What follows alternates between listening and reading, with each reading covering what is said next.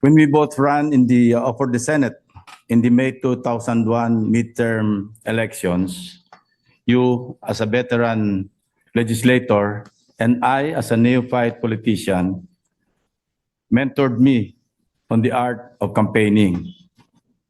Unfortunately, the mentor lost. And ironically, the mentor won.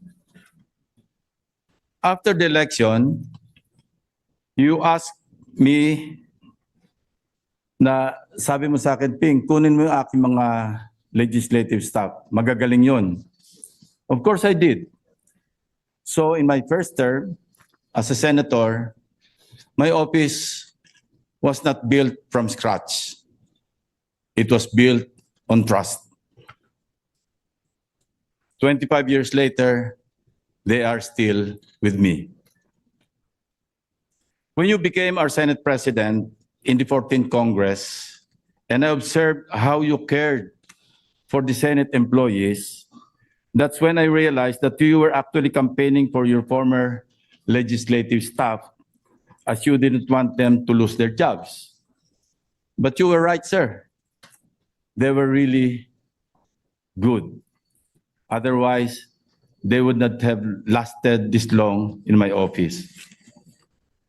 Juan, Valentin, Puruganan, Ponce, Enrile, JPE, as we have long called him, former Assemblyman, Minister of Defense, Secretary of Justice, Secretary of Finance, Congressman, Senator, Senate President, Presidential Legal Counsel, a man who donned more titles than anyone, and one who remained a public servant until his very last breath.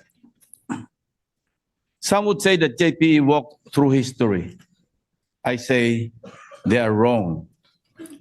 JPE did not simply pass through history. He walked alongside it, making sure that he stood at its center, witnessing every halt and turn, leaving a mark in every stride.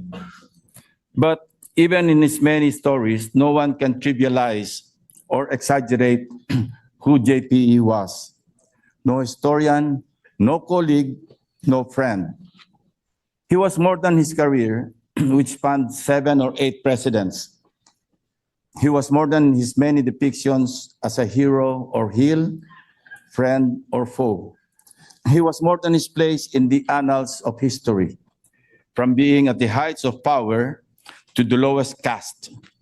He was more than the river boy from Cagayan, the political powerhouse, a looming figure in our society. He was the sum of all our stories as a nation. I vividly remember, as if it were only yesterday, back in the 14th Congress, I had the privilege of standing on this very hall to nominate JPE as the new Senate President after then Senate President Manuel Villar Jr. resigned from his post. With 14 senators supporting the nomination, he formally took his oath as the 21st Senate President of the Republic of the Philippines, taking helm of the institution he helped build from the foundation of democracy. The walls of this chamber would remember the weight of his gavel, his legal acumen, and mental acuity. Most importantly, his unmistakable quality of fairness, as the media would describe, in presiding over the impeachment trial of the late Chief Justice of the Supreme Court, Renato Corona. Nasisigurado ko rin